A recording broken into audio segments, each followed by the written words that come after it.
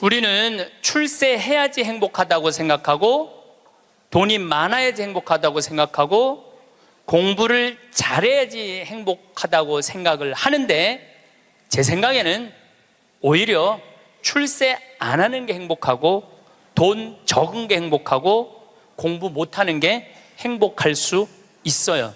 생각을 좀 바꾸세요. 우리 집에 조카 손녀가 태어났어요.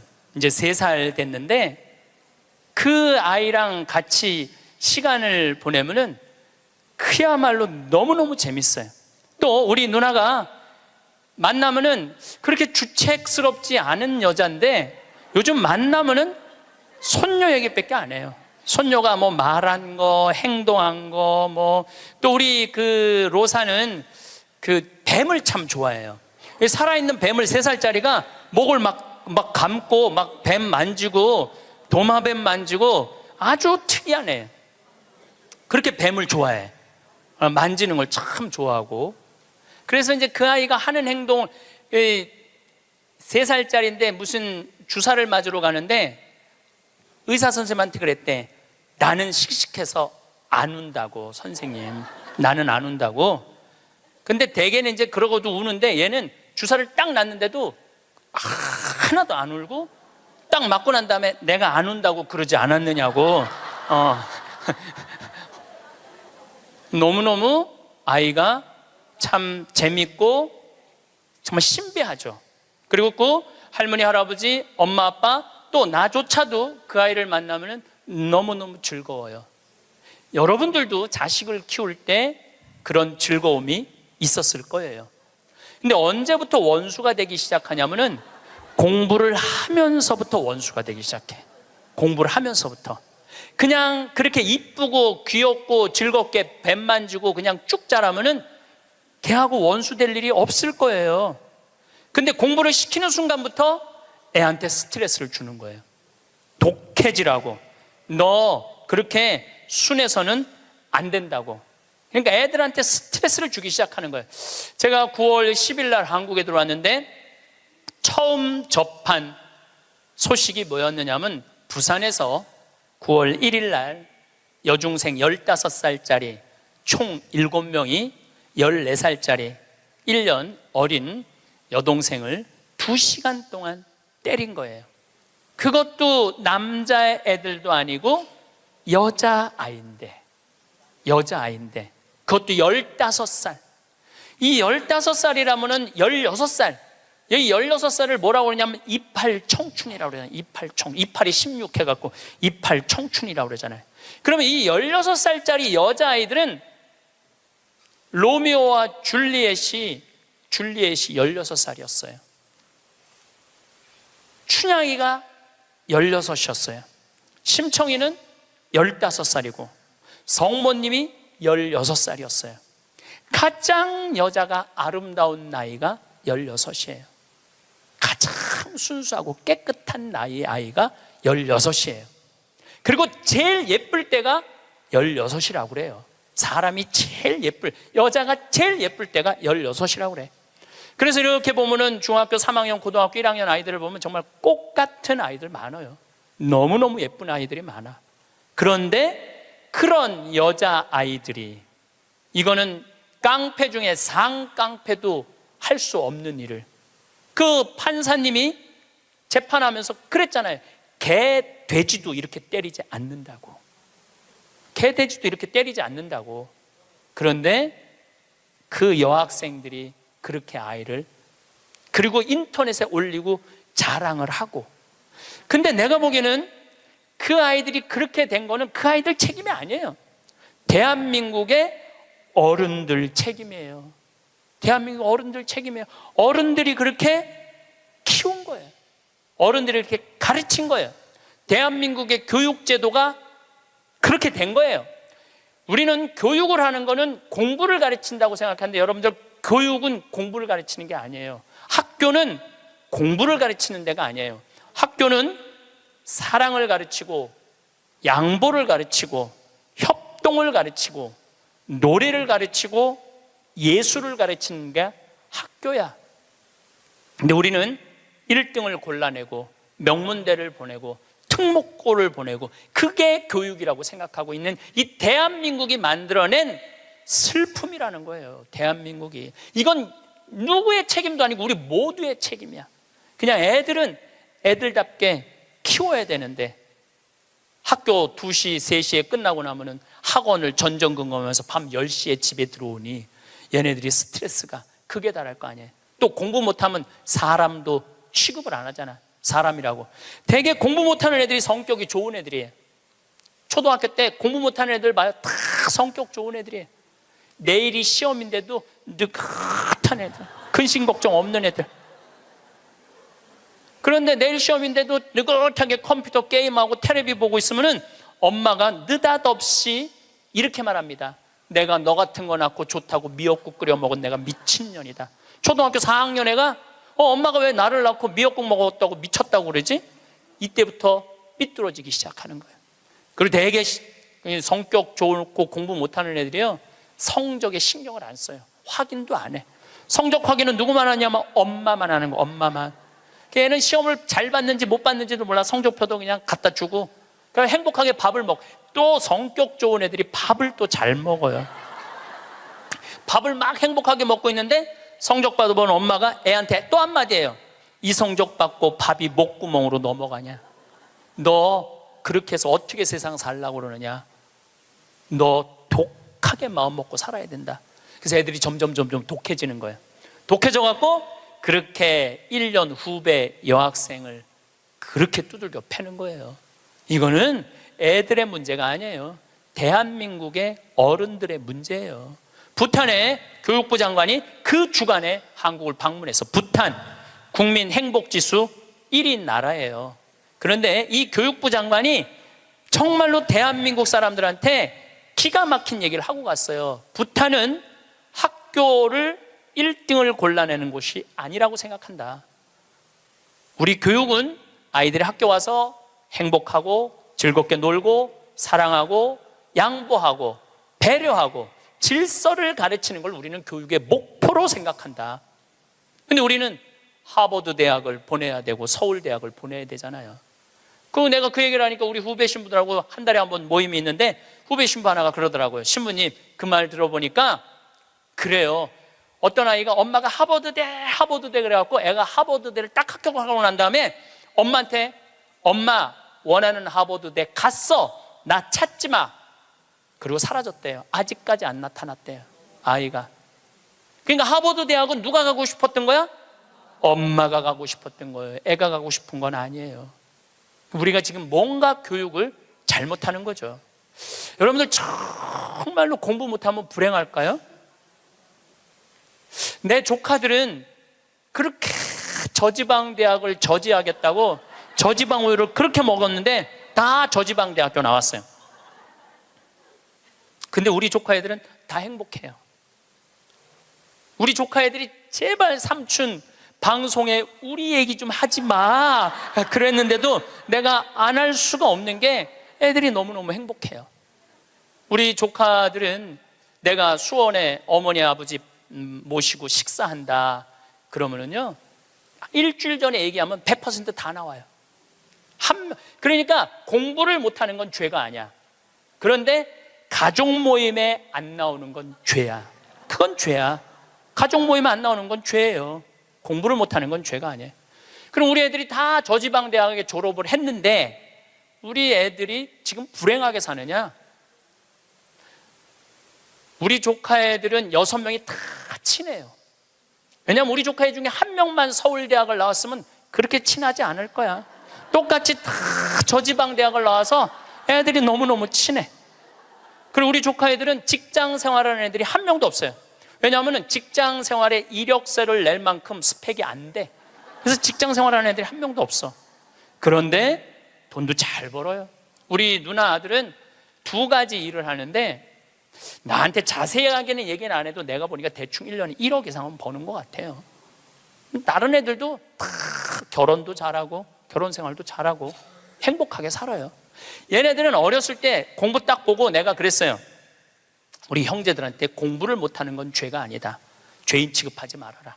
그래서 얘네들은 학원을 다니는 애들이 거의 없어. 그리고 공부 못한다고 욕먹은 애들이 없어. 그러니까 얘네들은 지방대학을 다녀도 전혀 부끄러워하지 않아요. 욕을 먹었어야지 부끄러워할 거야. 욕을 먹었어야지. 욕을 안 먹으니까. 근데 이번에 우리 형 누나가 제일 위고 큰형이 있는데 큰형 아들이 대학을 졸업했어요. 물론 직장생활 못했죠. 근데 누나 아들이 그 형 아들한테, 사촌이죠, 프란치스코와 클레멘스한테 내가 이걸 해보니까 이게 블루오션이다, 너 이거 한번 해봐라. 그래갖고 그 형이 보름 동안 다 시장 조사를 해주는 거야. 입지 조건까지도 다 조사를 해주고 나한테 보고를 했죠. 제가 한 5년 전부터 우리 형제들한테 우리 조카들이 이제 졸업하기 시작하는데 내가 보니까 얘네들은 직장 생활 못하고 다 장사할 것 같다. 근데 성격이 좋으니까 내가 보니까 장사해도 승산이 있을 것 같다. 그래갖고 개를 모았어. 한 달에 400만 원씩. 그러니까 5년을 모았으니까 2억 5천을 모은 거죠. 우리 조카들은 내가 그랬어. 니네들 은행 들락날락 하면서 자괴감 느끼지 말아라. 니네 외삼촌 형제들이 다 돈을 모았으니까 가게 할 때 다 오픈, 다 돈 대줄 거다. 다 대줬어요. 또 얘네들 갚어. 그럼 그동안 또 대주는 거죠. 그래, 얘 뭐 얼마 7,800만 원 들어간대. 다음날 딱 내가 통장은 내가 갖고 있어요. 다른 사람이 갖고 있으면 무슨 일이 나잖아. 내가 갖고 있는 거예요. 통장 이름이 사랑의 황씨 통장이야. 사랑의 황씨 통장. 7,800만 원 딱 보냈어요. 졸업하자마자 2월 20 며칠 날 오픈을 했는데 한 달 딱 지나고 났는데 보고가 들어왔는데 한 달 동안 다 제하고 번 돈 650만 원이래. 그랬더니 또 할머니들이 그 종목이 뭐냐고 이렇게 물어보는 분들이 있어요. 자, 거기에 내가 한마디 할게요. 행복한 애가 가게를 하면은 돈을 벌어요. 불행한 애가 가게를 하면은요 망하게 돼 있어요. 종목이 문제가 아니에요. 행복한 사람이 행복하게 사는 거예요. 얘네들은 그냥 쭉 행복하게 사는 거야. 스트레스 안 받고 바보 병신 소리 안 듣고 그냥 성당 열심히 나가고 너 착하고 할머니 할아버지 공경하고 그러면 돼. 우린 욕심 없어 너한테. 쭉 행복한 애들이 행복하게 사는 거예요. 얘네들 판검사 안 돼도 난 하나도 부끄럽지도 않고 난 내 조카들이 너무너무 자랑스러워요. 열심히 살고 얼마나 좋아요. 꼭 공부를 잘해야지 행복한 거는 아니다. 그냥 성실하고 착하고 마음이 따뜻하면은요 다 살아가요. 우리 생태마을에 우리 직원들이 40명이 있어요. 왔다 가는 사람이 한 100명도 넘을 거예요. 근데 제가 내린 결론은 행복하게 자란 애가 직장생활도 잘한다야. 과거에 뭐 술을 먹거나 컴퓨터 게임에 걸렸거나 우울증에 걸렸거나 조울증에 걸렸거나 대인 기피증에 걸린 애들은 아무리 내 강의를 듣고 싶으면 우리 애 좀 맡아주세요. 내가 많이 맡았어요. 정말로 수십 명도 더 데리고 있었어. 근데 그런 이력이 있는 애들은 결국은 직장생활을 못 하더라고요. 그런 이력이 있는 애들은 결국은 안 돼. 그러니까 결국은 애를 만들어내는 건 주위 사람이 아니야. 부모가 아이를 얼마나 아끼고 사랑하느냐, 이게 중요한 거예요. 공부가 중요한 게 아니고 출세가 중요한 게 아니고 이 세상에 와서 행복한 게 중요한 게, 행복한 게. 제가 이번에 애틀란타에 가서 한 집에 하루 딱 머물고 그 다음에 호텔에서 머물렀는데 내가 너무너무 사람들을 많이 만나니까 그 집 주인 자매하고 형제가 신부님 좀 편안하게 하루 아무도 안 만나게 해드린다. 그래갖고 아무도 그 집엔 오겠다는 분들이 많았는데 초대를 안 했어. 대신 아들이 하나 있는데 아들이 미국에서 두 번째로 좋은 테크 유니버시티, 그러니까 기술 대학교인데 4학년이래. 근데 아들한테 전화를 한 거야. 우리 집에 신부님 오셨으니까 너 와서 저녁 먹고 가라, 기숙사에서. 근데 내가 1시에 이제 좀 씻고 좀 방에서 누워서 쉬고 있는데 얘가 3시에 왔어. 3시에 와서 엄마하고 두런두런 얘기하면서 엄마 음식 준비하는 걸 다 옆에서 돕더라고요. 고기도 굽고 6시에 밥을 먹는데 아이가 너무너무 얼굴에 순해. 좀 너무너무 순하고 깨끗하고. 근데 밥을 먹고 이야기를 두런두런하고 밥 먹고 난 다음에 끝났는데 10시까지 나하고 얘기를 하는 거예요. 색소폰을 연주를 기가 막히게 하는데 자기 연주한 것도 다 보여줘가면서 밤 10시가 되니까 엄마가 너 이제 기숙사 가라고 10시에 집에를 가더라고, 학교를. 내가 여러분들 집에 갔어. 여러분들 자녀 중에 서울대학 법대 다니는 애가 있어. 근데 내가 여러분들 집에 방문했어. 5분 신부님 오니까 너 우리 집에 와서 저녁 식사해라. 그러면 와서 3시부터 밤 10시까지 식사 같이 할 자식이 얼마나 있을까요? 내가 보기에는 거의 없어요. 왜냐하면 내가 본당 신부 때 가정 방문하면은 방에 있는데도 나오는 애가 거의 없어요. 자기 공부한다고. 아니, 본당 신부님이 가정 방문을 했는데 방에 있는데도 안 나와. 이게 지금 대한민국의 교육의 현실이에요. 그게 여러분들 훌륭하게 키우는 거예요? 우리 집에 손님이 왔는데, 그것도 본당 신부가 왔는데 자기 공부한다고 내가 거기서 미사하고 한 2시간 있어도 얼굴도 안 비치는 자식들 천지예요. 그러니까 우리는 뭔가 지금 잘못하고 있는 거예요. 또 잊지 못하는 애가 또 하나 있어. 세크라멘토에 강의를 갔는데 총회장님 집에서 제가 머물렀어요. 밤 10시에 강의가 끝나고 저녁에 갔는데 그 집 아들이 대학교 4학년이었어요. 그런데 이제 뭐 총회장이 치과 의사라 이렇게 게스트하우스가 따로 있더라고요. 근데 거기서 이제 와인을 한 잔 먹고 이 얘기 저 얘기 했는데 1시 반까지 얘가 내 앞에서 이 시중을 들더라고요. 또 내가 물어봤어요. 야, 너 내일 학교 가야 된다며 왜 방에 안 들어가냐? 우리 집에 손님 왔는데 내가 어떻게 들어가서 자느냐? 나 그걸 아직도 잊지 않아요. 그리고 내가 신부님 잠자리 게스트하우스에 신부님 잠자리까지 봐줘야 되겠다는 거예요. 세크라멘토가 굉장히 덥거든요. 내 이불까지 봐주고 에어컨 온도까지 다 하고 나 침대에 눕는 거 보고 가더라고요. 근데 내가 왜 이 얘기를 하느냐면은 얘가 이제 대학원, 그러니까 의대는 보통 4학년 학부 끝나고 의대를 가거든요. 치대를 갔어.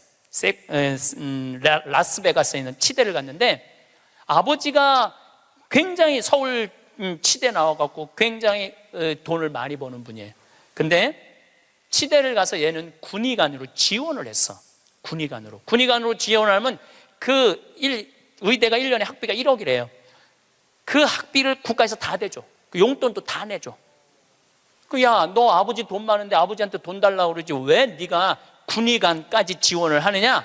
근데 또 그 아이가 또 잊지 못하는 말을 했어요. 내가 왜 엄마 아빠의 미래를 빼앗아야 되느냐고. 자기가 아버지 돈 쓰면 엄마 아빠 나 얼마든지 할 수 있는데 우리나라 명문대학교 애들은 엄마 아빠가 언제까지 살았으면 좋겠냐? 60살까지 살았으면 좋겠다고. 자기 뒷바라지 하고 죽었으면 좋겠다고. 이게 지금 대한민국이 교육을 잘못하고 있는 거예요. 크게. 난 내 강의 때 핸드폰 올려도 한 번도 신경질을 부린 적이 없어. 한 번도. 이것도 다 이해가 되더라고. 내 나이만 돼도 네 바지에서 올리는지 내 바지에서 올리는지도 몰라. 예. 또 우리 할머니들 내가 노인대학 강의해 보면은 핸드폰이 울려도 이게 끌 줄을 몰라요. 유일한 방법은 받는 거야.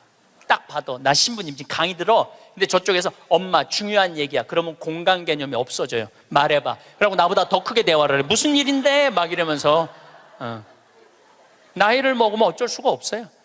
그래서 내가 깨어서 있으라는 거예요. 깨어서. 근데 저도 뭐 내 핸드폰 켜놨는지 꺼놨는지도 몰라. 근데 이 진짜 내 들은 얘기인데 어떤 자매가 핸드폰을 켜놨는지 꺼놨는지 핸드폰을 뭐 냉장고에 넣어놓고도 찾고 지갑도 잃어버리고 가방도 잃어버리는 자매가 있었대. 근데 여러분들 그렇죠? 지금 깜빡깜빡하죠? 옛날 같으면 46세 평균 연령이었을 때는 100년 전에 여러분들 지금 살아있는 사람 한 명도 없어. 다 죽었어. 근데 너무 오래 사니까 그런 일이 벌어지는 거야. 너무 오래 사니까 잊어먹는 것도 많고. 근데 어떤 자매가 하도 건망증이 많은 자매가 너무 잘 잊어먹었는데, 근데 한 번은 이제 운전을 하려고 딱 차에 탔는데 운전대가 없어졌더래. 운전대가. 내가 이제 잊어먹다 운전대까지 잊어먹는구나. 너무너무 당황을 했대. 이 운전대가 어디 갔나 이놈의 차에. 한참을 찾고 정신을 차려보니까 앞문으로 타야 되는데 뒷문으로 탄 거야. 뒷문으로 타갖고 거기서 운전대를 찾고 앉아있어. 이게 뭐 앞문인지 뒷문인지도 모르고서 참 이게 너무 오래 살아서 그래. 너무 오래 살아서.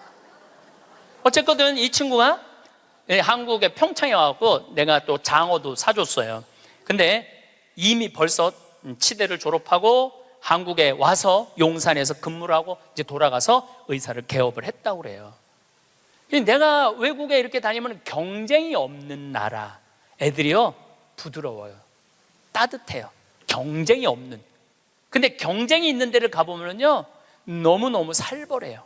근데 대한민국은 나라 전체를 경쟁으로 만들어 놨잖아요. 그러니까 나라가 살벌한 거예요, 나라가. 또 이 프랑크푸르트에 유럽에 강의를 갔는데 그 가족들도 내가 잊지 못해. 내가 프랑크푸르트 주교자 성당에 가서 미사를 좀 봉헌하고 싶다 그러니까 엄마가 이 독일어가 유창하지 않았던 거죠. 아들하고 딸한테 연락을 하더라고. 딸은 학교 선생님, 아들은 법대인지 의대를 다니는데 신부님 안내 좀 하라고. 두 아이가 나와서 나를 안내를 하는데 기가 막히게 안내를 하더라고요. 그리고 너무너무 음식도 잘 시키고 하나하나 설명을 해주는데, 대한민국에서 여러분들 내가 명동에 가갖고 좀 명동 구경 좀 하고 싶으면 여러분들 자녀 중에 신부님 좀 안내 좀 하라고 그러면 여러분들 아들 중에 엄마가 가서 해. 내가 가서 해. 그러니까 이게 이 영어로 말하면 우리나라 애들은 프렌들리하지 않아요. 다정하지 않아요. 다정하지가 않아. 애들을 보면 굉장히 불편해, 애들이.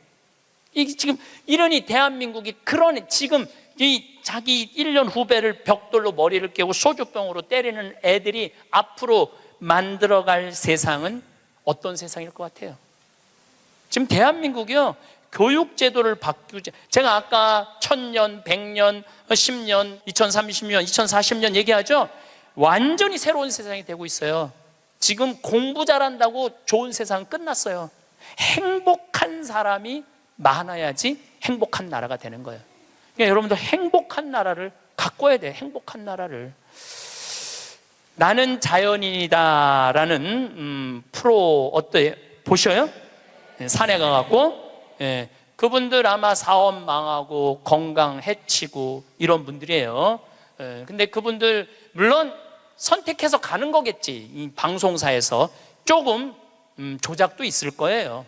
그렇지만은 제가 보기에는 그 나는 자연인이다 그분들은 명예도 재산도 권력도 돈도 없는 사람들이야. 근데 그 사람들 행복해 보여, 안 행복해 보여? 행복해 보이죠? 국회의원들 지금 그 사람들 여러분 보면 행복해 보여, 안 행복해 보여?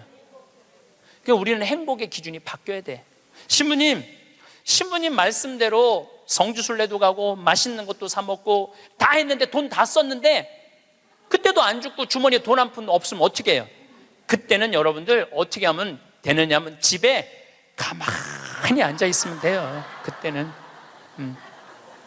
근데 문제는 뭐가 문제냐면은 나중에 쓰려고 지금 가만히 있는 분들이 많아요. 나중에 쓰려고. 근데 내가 이렇게 얼굴을 보니까 돈 쓸 수 있는 마지막 얼굴들이야. 나중에 어디서 나중에. 지금 안 쓰면은 나중에는 더 못 써요. 지금 안 쓰면 나중에 더 못 써요. 그러니까 지금 쓰세요. 성주순례도 가고, 한국도 지난 목요일 날 우리 직원들 데리고 민둥산에를 갔었어요. 정선에. 너무너무 잘 해놨어. 내가 뭐 전 세계를 다니면서 대한민국처럼 등산 잘할 수 있도록 꾸며놓은 나라도 없어요. 대한민국처럼 등산할 수 있도록 꾸며놓은 나라도 없어요. 또 그거 끝나고 난 다음에 정선에 레일 바이크라는 걸 우리 직원들 40명하고 탔어요. 이야, 신나더라고요. 우리나라도 다닐 때가 너무너무 많아요. 그리고 여러분들이, 제가 한 10년 전에 할머니들이 용돈이 5만 원 나올 때가 있었어요. 내가 그때 할머니들한테 뭐라고 그러냐면 5만 원 다 닦아 써라. 조금 있으면 10만 원 나올 거니까. 10만 원 올랐죠? 다 닦아 써라. 조금 있으면 20만 원 나올 거다. 지금 20만 원 나오죠? 다 닦아 쓰세요. 5년 후에는 최소한 60만 원, 70만 원 나와요. 5년 후에는 내가 자신 있게 얘기할 수 있어요. 그리고 그렇게 가야 되고, 그렇게 가야 돼요. 그래야지 여러분들도 행복하게 살 거 아니야. 우리나라가 경제 규모가 작으면 내가 이런 말을 감히 못해요. 우리나라 경제 규모 굉장히 커요. 그리고 대기업에서 돈을 내놔야 돼요. 대기업에서 돈을 내놔야 돼요. 이번에도 삼성 3분기 실적 보고 보니까 엄청나게 벌었더라고. 그런데 우리 이건희 회장님이 쓰러진 지 3년 5개월 돼요. 이건희 회장님 쓰러진 지 3년 5개월 된 거 아는 사람도 대한민국에 나밖에 없을 거야.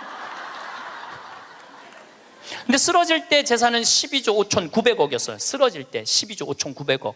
근데 3년 5개월 만에 주식이 올라갔고 20조야.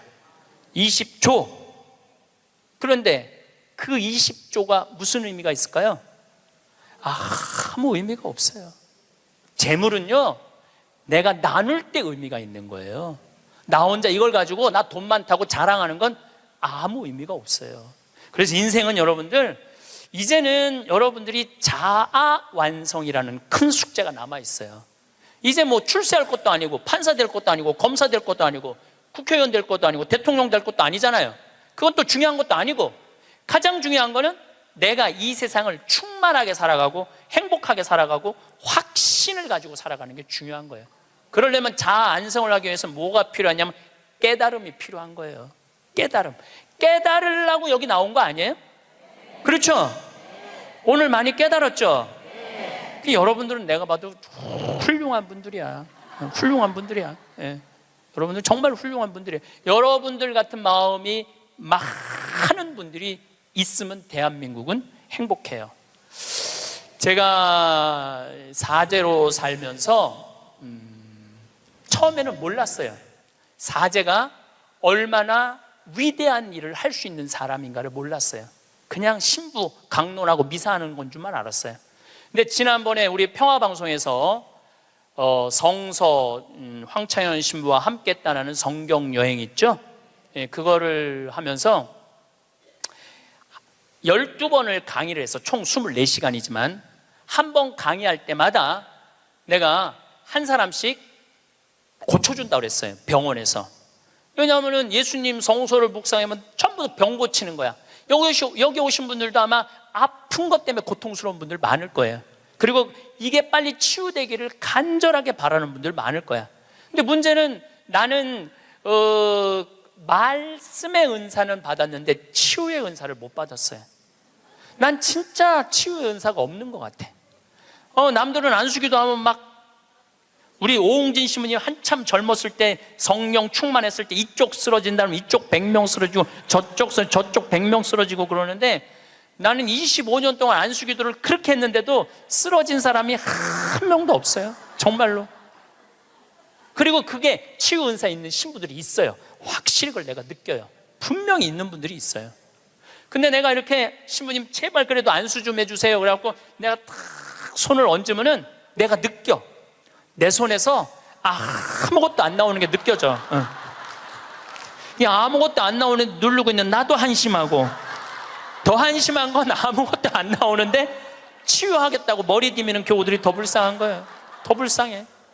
미안하기도 하고 안타깝기도 하고. 그런데 12명을 수술을 해주겠다고 빈센트 병원하고 연락을 했는데, 정말로 놀라운 거는 돈이 8천만 원이 들어가요. 12명 수술해 주는데 병원에서 반 부담하고 내가 반 부담하는 거니까 8천만 원이 들어가는데, 그 돈이 마지막에 얼마까지 들어왔느냐면 8,150만 원까지 들어왔어. 그래갖고 내가 150만 원도 스님한테 보냈어. 신부님 8천만 원이라는데 150만 원은 왜 보냈습니까? 들어왔으니까. 돈이 들어왔으니까. 이거 가지고 과일 사서 보내고, 수술한 사람들 영양제 사서 보내라고 병원에서 그 150만 원 갖고 12명한테. 그래서 몽고 사람, 아프리카 사람, 베트남 사람, 또 우리나라 있는 분들 정말 기가 막힌 분들 수술 다 해줬어요. 너무너무 좋더라고요. 아주 쑥스러우네. 내가 박수 받으려고 그러는 게 아닌데. 내가 한 게 아니에요. 내가 한 게 아니고 교우들이 보내준 거예요. 내가 한 게 아니고. 제가 뭘 깨달았느냐 하면은 내가 하지 않아도 내가 통로가 된다는 걸 깨달아서. 통로가. 그런데 더 놀라운, 이건 박수 받을 게 아니라 더 놀라운 거는 그 성경 여행에 그걸 보면서 할머니들이 돈을 보내준 거야. 할머니들이 돈을 보냈는데 그 할머니 아마 돌아가셨을 수도 있어. 전라도 광주에 있는 할머니인데 평창에 피정을 오셨어. 신부님, 저 온몸에 암이 다 퍼졌습니다. 아마 2달 지난 6월 달에 와서 할머니가 나한테 한 얘기예요. 2달, 3달밖에 못 살 것 같습니다. 그런데 제가 나는 죽어도 신부님이 죽어가는 사람 수술해 주는 거 방송을 통해서 봤습니다. 제가 신부님 평생 모은 돈 2천만 원을 8월 며칠이면 그걸 탄대.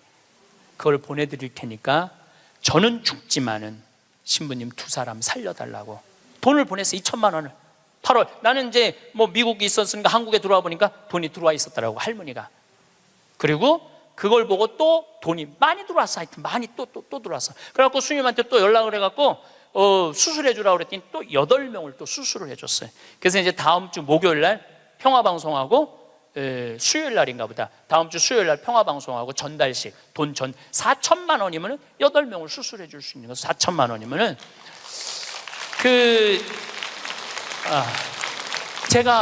저는 한 푼도 안 냈어요. 저한테 박수 치지 마세요.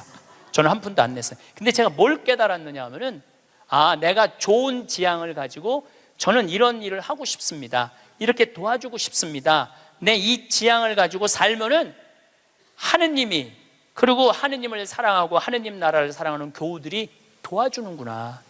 내가 심부름의 역할은 할 수 있는 거 아니냐. 그런 걸 깨달으니까 이제 어려운 데를 찾아서 도와주게 되더라고요. 근데 놀라운 거는 이제 얼마 전에는 외방선교에서 필리핀 바기오라는 곳에서 이상원 배다라는 젊은 신부가 10년 동안 거기 농민들을 위해서 살았대. 유통 시스템을 하고 싶대. 냉동차가 있으면은 마닐라로 그 농사진 걸 보낼 수 있대. 그래서 그것도 또 5천만 원을 도와줬어요. 근데 내 돈으로 도와주는 게 아니에요. 도와주라고 보내주는 분들이 너무너무 많은 거야. 그래서 아마 다음 달에는 내가 이제 동영상을 여러분들 보면은 기가 막힐 거예요.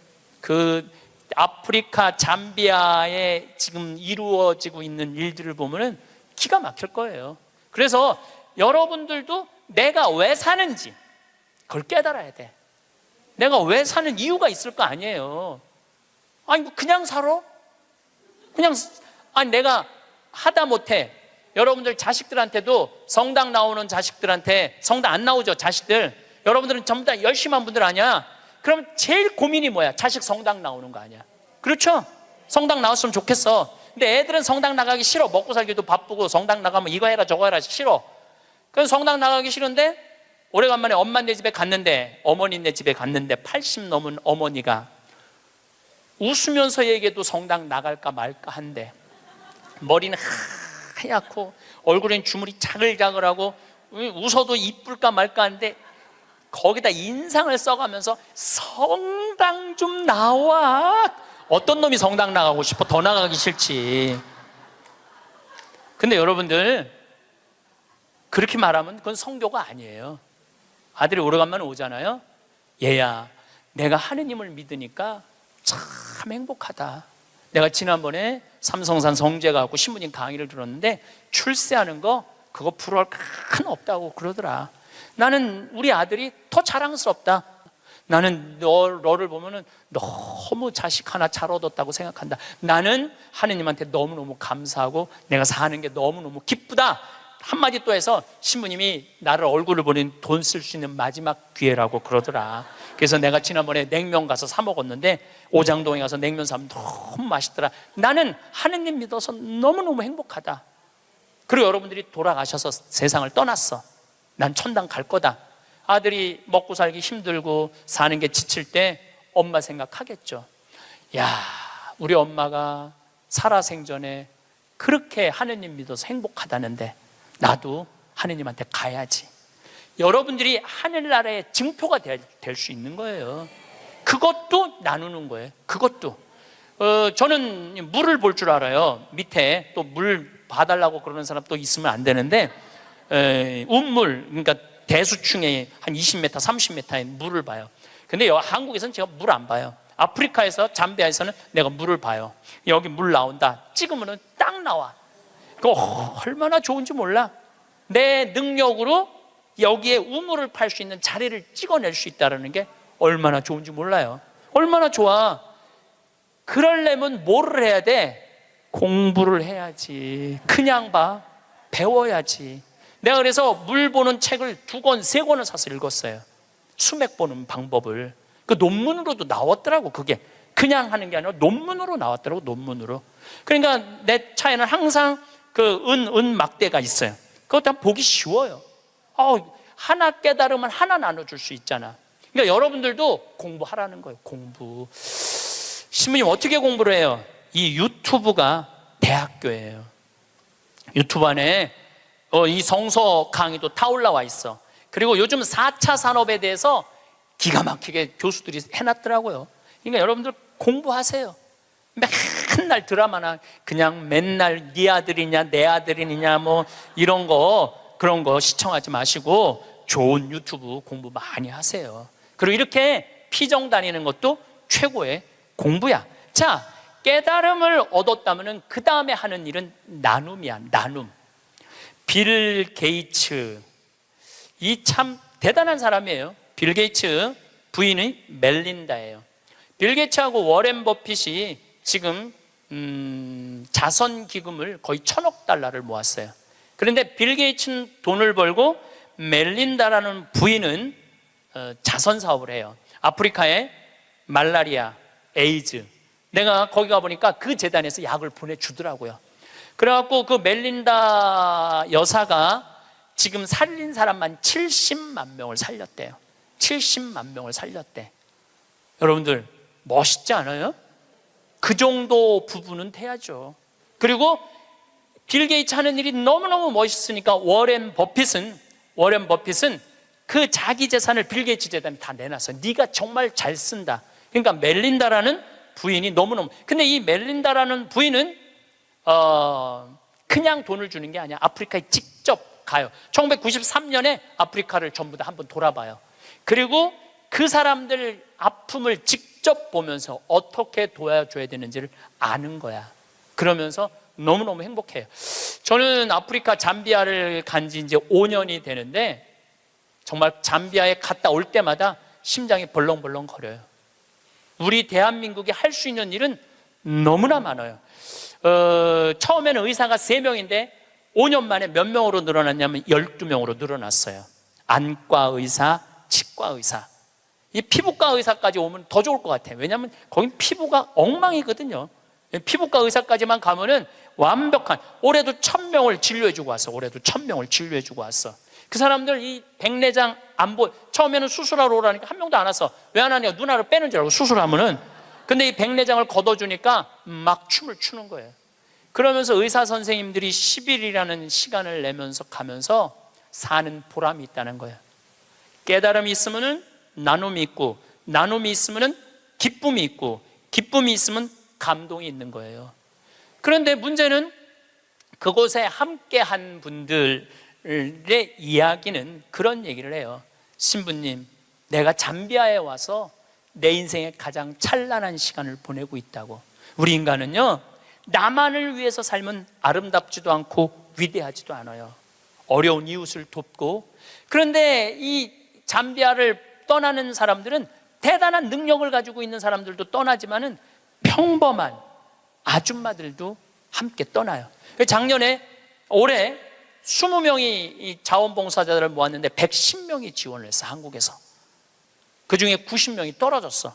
90명이 떨어지면서 한다는 소리가 내 돈 내고 내가 가서 봉사하겠다는데도 떨어져야 되느냐고 그런 얘기를 하더라고요. 저는 이제 대한민국이 정말로 행복하려고 그러면은 나눠야 돼요. 대한민국이 행복하려고 그러려면은 지금 교육제도는 바뀌어야 돼요. 학교에서 등수 매기지 말아야 돼요. 학교에서 지금 고등학교 애들 음악 시간, 체육 시간 없애고 있어요. 공부해야 된다고. 내가 보니까 정신 나간 짓이에요.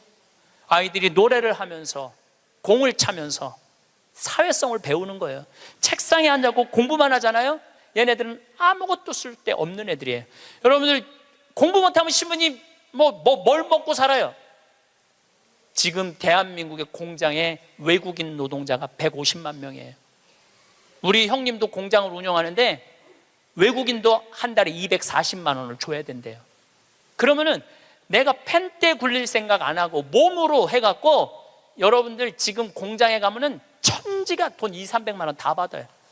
근데 우리는 뭐만 배웠어? 공부만 배웠고 출세만 배웠고 최고 높은 자리에 올라가는 것만 배웠어. 공장에서 일하는 건 용납을 할 수가 없는 거야, 자존심 상해서. 그래서 명문대학교 나온 애들 50%가 취직이 안 된 애들이 집에서 놀고 있는 거야. 누구 거 빼먹고 살아? 엄마 아빠 미래를 빼먹고 살고 있는 거예요. 엄마 아빠 미래를. 근데 이게 왜 그러냐면 대한민국이 잘못 키워서 그래요. 잘못 키워서. 몸으로 사는 거는 결코 나쁜 게 아니에요. 몸으로 사는 것처럼 솔직하고 정직한 게 없는 거예요. 그래서 여러분들도 정말 애들을 공부로 가르치지 말고 사람을 가르치는 교육을 저는 했으면 참 좋을 것 같아요. 이제 다음 달에는 제가 마지막으로 이렇게 살았으면 어떻게 죽어야 되느냐. 이 죽는 것도 큰 숙제예요. 여러분들 최고의 숙제가 뭔지 알아요? 잘 죽는 거예요. 잘 죽는 거. 내년 2월 달부터 사전 의료 의학 지향서, 그러니까 나는 사전 연명 의료 그거를 이제 나는 이제 죽을 때 연명 치료 안 한다. 그게 법으로 통과됐어요. 법으로 통과가 되었고 내년 2월 달부터는 나는 암에 걸렸다. 그러면은 더 이상 치료 원하지 않는다. 말기 암 더 이상 치료 원하지 않고 심폐소생술 안 한다. 여러분들 80살 넘어갖고 심폐소생술 하면 어떻게 돼요? 갈비뼈 다 부러져요. 왜 죽어가면서 갈비뼈 부러뜨려가면서 죽어야 돼? 그냥 편안하게 죽으면 되지. 그러니까 죽는 것도 큰 숙제야. 우리는 평생 무언가를 손에 쥐기 위해 애쓰며 살아갑니다. 마치 사막의 신기루를 보고 물인 줄 알고 달려가는 사람처럼 저 너머에 빛나는 것이 행복일 것이라 믿으며 숨 가쁘게 달려왔습니다. 남들보다 조금 더 나은 자리, 조금 더 넉넉한 살림, 자식들의 빛나는 이름표 같은 것들입니다. 그것들을 손에 넣으면 목마름이 해결될 것이라 생각했습니다. 하지만 막상 가까이 다가가 보면 그것은 손에 잡히지 않는 아지랑이일 때가 많습니다. 어느 날 문득 뒤를 돌아보면 손에 쥔 것들이 과연 나에게 진정한 기쁨을 주었는지 생각에 잠기게 됩니다. 어쩌면 행복은 무언가를 더 채우는 것이 아니라 불필요한 것들을 덜어내는 일일지도 모릅니다. 꽉 쥐었던 손을 활짝 펴고 마음에 쉴 새 없이 불던 바람을 잠재우는 일 말입니다. 어린아이의 웃음소리를 들어본 적이 있으십니까? 세상의 어떤 소리보다 맑고 순수한 그 소리에는 아무런 조건이 없습니다. 아이는 자신이 가진 장난감의 가격을 생각하지 않고 부모의 사회적 지위를 신경 쓰지 않습니다. 그저 지금 이 순간 눈앞의 작은 세상이 즐거워 온몸으로 웃습니다. 그것이 바로 꾸미지 않은 본래의 기쁨입니다. 하지만 아이가 자라 학교에 들어가고 받아쓰기 점수와 성적표가 아이의 세상에 들어오는 순간부터 많은 것이 달라집니다. 부모의 얼굴에는 걱정이 늘고 아이의 어깨는 무거워집니다. 우리는 아이들에게 사랑을 가르치기보다 경쟁에서 이기는 법을 먼저 알려주곤 합니다. 더 독하게, 더 치열하게 살아야 한다고 다그칩니다. 숲속의 나무들은 서로를 시기하지 않습니다. 소나무는 장미를 보며 왜 나는 아름다운 꽃을 피우지 못할까 한탄하지 않고, 장미는 소나무를 보며 왜 나는 저렇게 하늘 높이 솟지 못할까 슬퍼하지 않습니다. 각자 자신에게 주어진 모습 그대로 묵묵히 뿌리를 내리고 하늘을 향해 자라날 뿐입니다. 우리 아이들도 저마다 다른 씨앗과 같습니다. 하지만 한번 생각해 보아야 합니다. 1등을 가려내기 위한 교육이 과연 아이를 행복한 사람으로 키워낼 수 있는지 말입니다. 학교에서 사랑과 양보, 협동을 배우지 못한다면 그 아이는 어른이 되어서도 진정한 관계를 맺기 어렵습니다. 세상에는 수많은 길이 있습니다. 공부로 성공하는 길도 있지만 손으로 무언가를 만들며 기쁨을 얻는 길도 있고 따뜻한 마음으로 다른 이를 도우며 보람을 느끼는 길도 있습니다. 성적이 좋지 않다는 이유로 아이를 나무라는 것은 마치 씨앗에게 왜 빨리 꽃을 피우지 않느냐고 윽박지르는 것과 같습니다. 모든 씨앗은 저마다 꽃을 피우는 계절이 다른 법입니다. 묵묵히 제 할 일을 하는 아이들이 있습니다. 공부는 조금 뒤처질지 몰라도 친구의 어려움을 보면 먼저 손을 내밀고 어른을 보면 먼저 고개를 숙일 줄 아는 아이들입니다. 그런 아이들이 가진 따뜻한 성품이야말로 세상에서 가장 귀한 보물입니다. 저 먼 나라 부탄의 이야기는 우리에게 깊은 생각을 하게 합니다. 그곳에서는 학교가 아이들이 행복하게 노는 법을 배우는 곳이라고 합니다. 친구들과 어울려 사랑하고 배려하는 마음을 키우는 것을 가장 중요한 공부로 여깁니다. 1등을 해서 좋은 대학에 가는 것만이 성공이라고 가르치지 않습니다. 그 결과 그 나라의 아이들은 자신이 남들보다 조금 부족하더라도 부끄러워하지 않고 스스로를 사랑할 줄 알게 됩니다. 행복한 사람이 빵을 만들어도 맛있는 빵이 나오는 법입니다. 마음이 행복으로 가득 찬 사람이 자신의 삶을 더 행복하게 꾸려나가는 것은 당연한 이치입니다. 우리의 삶도 마찬가지입니다. 어느 대학을 나왔는지가 행복을 결정하지 않습니다. 자녀가 어떤 직장에 다니는지가 내 삶의 가치를 증명하지도 않습니다. 그보다 더 소중한 것은 온 가족이 한자리에 모여 따뜻한 밥 한 끼를 나누는 시간입니다. 오래된 앨범을 펼쳐놓고 빛바랜 사진 속 추억을 이야기하고 서로의 얼굴에 늘어난 주름을 보며 함께 웃어주는 시간입니다. 사는 게 바쁘다는 핑계로 가족 모임에 빠지는 것은 내 삶의 가장 큰 행복을 스스로 걷어차는 일과 같습니다. 돈으로도 살 수 없고 세상 어떤 명예와도 바꿀 수 없는 것이 바로 가족의 사랑입니다. 혹여 가족 간에 서운한 마음이 있다면 이제는 풀어도 좋습니다. 원망을 마음에 품고 사는 것은 뜨거운 돌을 손에 쥐고 남에게 던지려 하면서 정작 자기 손만 대는 것과 같습니다. 용서는 남을 위한 것이 아니라 바로 나 자신의 평화를 위한 가장 큰 선물입니다. 자녀가 좋은 학교에 가지 못했다고, 남들처럼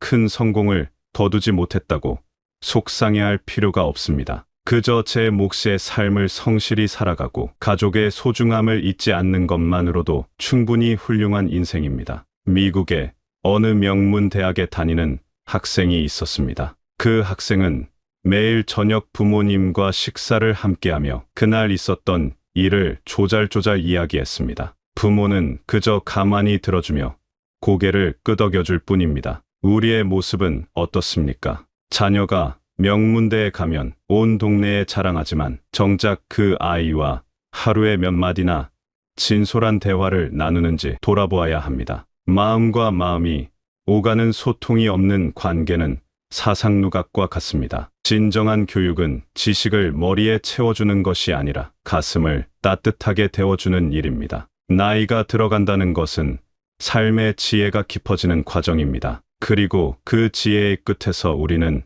나눔의 기쁨을 발견하게 됩니다. 평생 나 자신과 내 가족을 위해 채우는 삶을 살았다면 이제는 비우고 나누는 삶을 통해 더 큰 행복을 경험할 수 있습니다. 나눔은 가진 것이 많아야 할 수 있는 것이 아닙니다.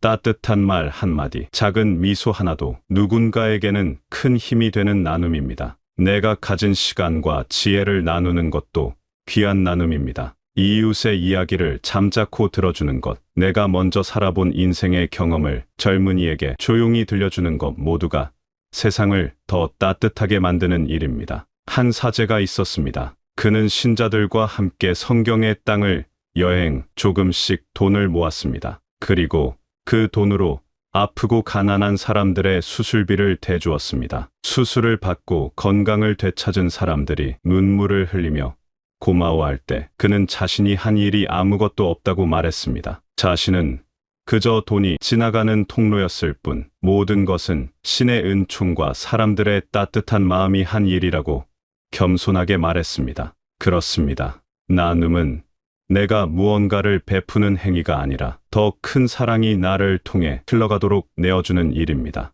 그 과정에서 우리는 돈으로는 결코 살 수 없는 깊은 감동과 기쁨을 얻게 됩니다. 하나의 촛불이 다른 1000개의 초에 불을 붙여주어도 자신의 빛을 잃지 않는 것처럼 나눔은 결코 내 것을 줄어들게 하지 않습니다. 오히려 내 마음의 빛을 더욱 밝게 할 뿐입니다. 세계적인 부자인 빌 게이츠 부부도 인생의 후반을 자선 사업에 쏟아붓고 있습니다. 그들은 돈을 버는 것보다 그 돈을 의미 있게 쓰는 것이 얼마나 큰 행복인지를 온몸으로 보여주고 있습니다. 아프리카 잠비아의 작은 마을에 병원을 짓고 말라리아 약을 보내며 수많은 생명을 살리는 일에서 그들은 인생 최고의 기쁨을 맛보고 있습니다. 이처럼 나눔은 내 삶을 더 풍요롭게 만들고 내 존재를 더 가치 있게 만드는 가장 확실한 길입니다. 우리가 살아가는 이 땅이 진정으로 행복해지기 위해서는 우리 한 사람 한 사람이 먼저 행복해야 합니다. 그리고 그 행복은 나눔을 통해, 그리고 우리 아이들을 위한 교육을 바꾸는 것을 통해 시작될 수 있습니다. 학교에서 아이들의 등을 떠미는 경쟁을 멈추고 함께 노래하고 운동하며 어울리는 법을 가르쳐야 합니다. 공부를 잘하는 아이도, 손재주가 좋은 아이도, 운동을 잘하는 아이도 모두가 소중한 존재임을 인정해 주어야 합니다. 몸으로 땀 흘려 일하는 정직한 사람이 존중받는 사회가 되어야 합니다. 좋은 대학을 나왔지만 일자리를 구하지 못해 방황하는 젊은이들이 많은 것은 우리 사회가 그동안 잘못된 교육에 매달려왔다는 증거입니다. 이 인생은 사계절과 같습니다. 모든 것을 배우고 꿈꾸던 봄, 열정적으로 사랑하고 일하던 여름을 지나 이제 우리는 풍요로운 가을의 문턱에 서 있습니다. 가을은 봄의 화사함이나 여름의 뜨거움은 없지만 모든 것이 무르익어 가는 충만함과 깊이가 있습니다. 우리는 저마다 다른 길을 걸어왔고 수많은 오르막과 내리막을 지났습니다. 때로는 거친 비바람에 옷이 젖고 때로는 험한 길에 발을 헛디뎌 넘어지기도 했습니다. 하지만 그 모든 순간이 있었기에 지금의 우리가 있습니다. 주름진 손과 희끗희끗한 머리카락은 우리가 얼마나 성실하게 삶의 여정을 걸어왔는지를 보여주는 아름다운 훈장입니다. 지나온 세월에 대한 후회나 아쉬움이 있다면 이제는 가을 바람에 실어 훌을 털어버려도 괜찮습니다. 앞으로 남은 날들에 대한 막연한 불안이 있다면 그 또한 잠시 내려놓아도 괜찮습니다. 우리는 이미 충분히 잘 살아왔습니다. 남은 것은 오늘 하루를 충실히 살아내는 것입니다. 아침에 눈을 뜨고 따스한 햇살을 볼 수 있음에 감사하고, 사랑하는 이의 목소리를 들을 수 있음에 감사하고, 따뜻한 밥 한 술을 넘길 수 있음에 감사하는 것입니다. 행복은 저 멀리 있는 무지개가 아니라 내 발밑에 피어난 작은 들꽃과 같습니다. 우리가 무심코 지나쳤던 일상의 순간순간에 행복은 보석처럼 숨어 있습니다. 이제는 그 작은 행복들을 하나하나 발견하고 소중히 여기는 지혜가 필요합니다. 당신의 삶은 그 자체로 이미 충분히 아름답고 가치 있는 한 편의 이야기입니다. 우리가 남길 수 있는 가장 위대한 유산은 재물이 아니라 우리가 나눈 사랑의 기억입니다. 그동안 정말 고생 많으셨습니다. 당신의 오늘이 평안하기를, 그리고 당신의 내일이 오늘보다 조금 더 따뜻하기를 진심으로 기원합니다.